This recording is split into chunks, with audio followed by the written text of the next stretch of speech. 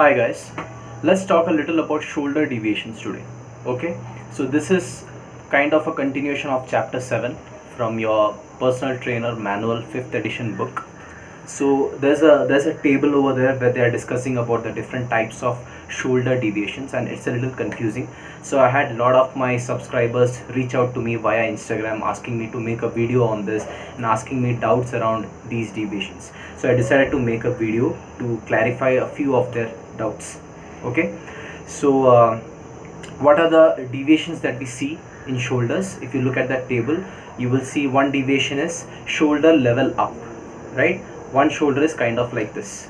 Now I am exaggerating it so that you can visualize it. This is one defect.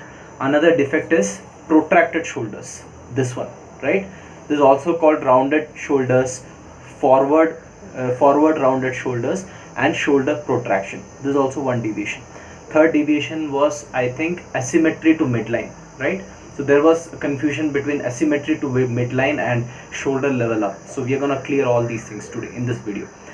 That was the third deviation. Fourth deviation, I guess, was medially rotated humerus. So how does medially rotated humerus look like? What is tight? What is weak? We are going to discuss all of these topics today in this video. Ready? Alright, let's start. So let's start with something that was very confusing to a lot of people, which was medially rotated humerus. That is a defect, that is a deviation that you often see in shoulders, right? So first let me show you how it looks like. What does a medially rotated humerus look like? Watch. This is my normal shoulder position, right, where my palms are facing my thigh. So this is how we generally stand, right? This is your good posture, where your palms are facing your thigh. Now a medially rotated humerus will look like this. See, this. So have you seen some people will be standing like this? Now my palms are facing outside, away from me, right? My palms are facing my thighs probably, and you will be able to see my knuckles. So if I stand in front of a mirror, I should be able to see all my knuckles.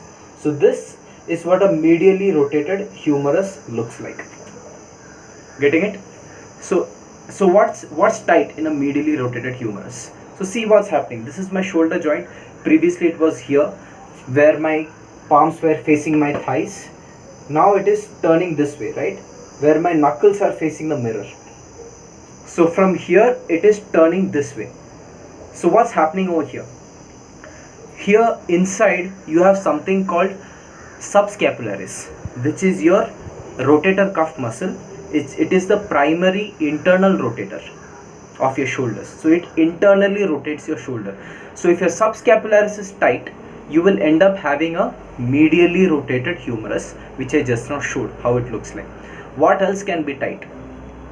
Your latissimus dorsi, that is your lats, can be tight. That can also cause a medially rotated humerus. Now how do you remember this? How do you keep this in mind? Okay, I'll give you, this is what I used to remember this. So have you seen a lat exercise? For lat exercise we do that straight bar push down, right? If you see in gym, there will be a cable machine and there will be something attached to that cable, a kind of straight bar. We hold that straight bar and we do this, right? We simply hold that bar and we do this. For the lats, we kind of come like this and we do this for the lats, right? So watch how my shoulder looks at the end of it. This is how my shoulder looks. You are able to see my knuckles and my shoulder is internally rotated. So, and that's when I feel it in my lats. That's what a straight arm push down looks like, right? It works on my lats. So if lats are tight, obviously this is how my end position is going to look like in that lat pull down exercise, right? Not lat pull down, straight bar push down exercise. So you're able to see my knuckles. My arms are medially rotated. My humerus, that is my shoulder joint, is medially rotated. Medially means what? This is your medial border. This is your lateral border, right? So medially rotated humerus means towards the medial border, your shoulders are rotated. So that's a medially rotated humerus, which means your latissimus dorsi is tight and your rotator cuff muscle, which is your subscapularis specifically, that muscle is tight. So now obviously the muscles in the back will be weak, right? Rhomboids and all of these things. So yeah, so that's what a medially rotated humerus deviation looks like, and that's what the muscles that are tight. So these are the questions that you'll get. Which muscle is tight in a medially rotated humerus? That is one defect. That is done. Let's discuss the second defect, that is shoulder level up versus asymmetry to midline. There are two such topics, right, in that table. One is shoulder level up, another is asymmetry to midline. So this is the midline, right? Asymmetry to midline would be, if this is the midline, this is asymmetry to midline. So there is this famous actor called Mohanlal. He's a Mallu actor. He's in Malayalam. If you see, he walks around like this. Now I am not saying that he has asymmetry to midline or he has scoliosis or anything like that. I'm just giving this analogy for those people who are from Kerala or who knows that actor and who knows this defect will be able to, imagine better. Anyways, forget about that. This is midline. So asymmetry to midline would be this, right? So this is not same. Here it's here, the other part is going here. So this is asymmetry to midline. Shoulder level up on the other hand is different. It may look similar, but what's the difference? In shoulder level up, only one shoulder is slightly going up like this. Getting it? I am not tilting like this. There is no asymmetry to midline, mind you.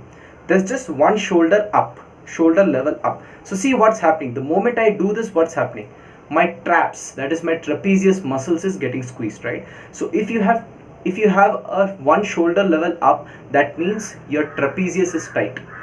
And obviously if your trapezius is tight, this is also connected to each other, right? So this is called your levator scapulae or levator scapula, right? So this will also be tight, right? So one shoulder level up is this, where your trapezius is tight, your levator scapula is tight.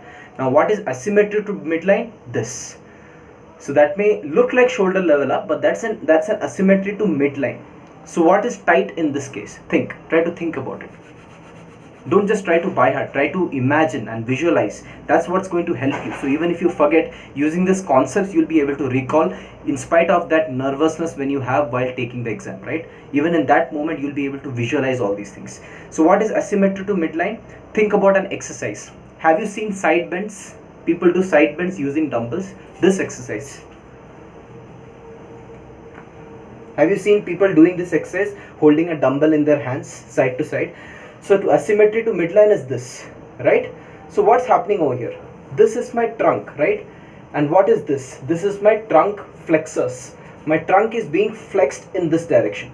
So if my trunk flexors are tight, that will lead to an asymmetry to midline.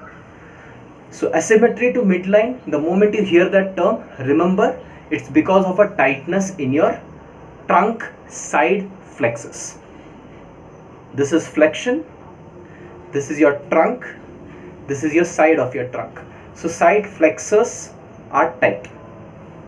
Side trunk flexors are tight, which can cause an asymmetry to midline. So this defect is because of a tightness in your lateral trunk flexors, that is your side flexors of your trunk. So remember about side bends the moment you think about asymmetry to midline. The moment you think about medially rotated humerus, think about that straight bar push down exercise that you do. At the end of that exercise, which muscle do you feel? Latissimus dorsi. So if latissimus dorsi is tight and your subscapularis is tight, that can cause medially rotated humerus, which will look like this. Shoulder level up is very easy. Trapezius, levator scapulae. These muscles are tight. Sorry, this camera just fell. We fix it again.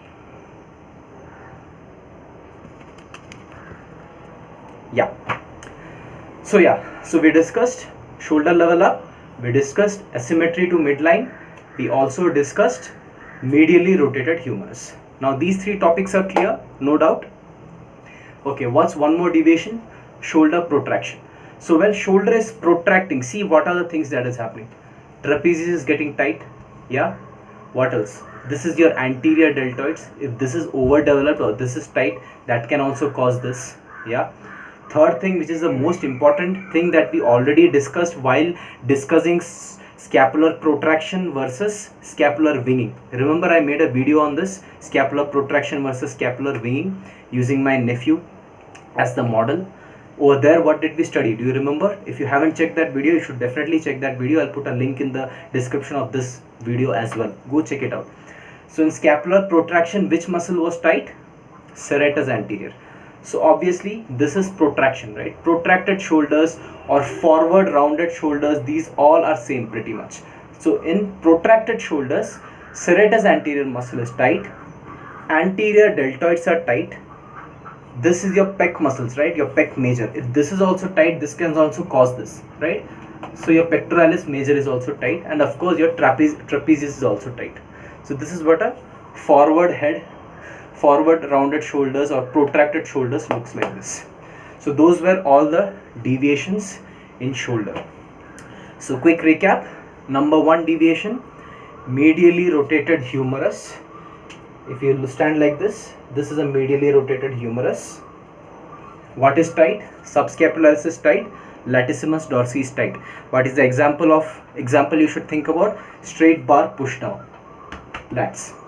That is medially rotated humerus. Second one that we saw was shoulder level up. Trapezius is tight, levator scapula is tight. Will you remember? Third one was asymmetry to midline. What was the example? Side bends. So lateral trunk flexors are tight. Fourth one is scapular protraction.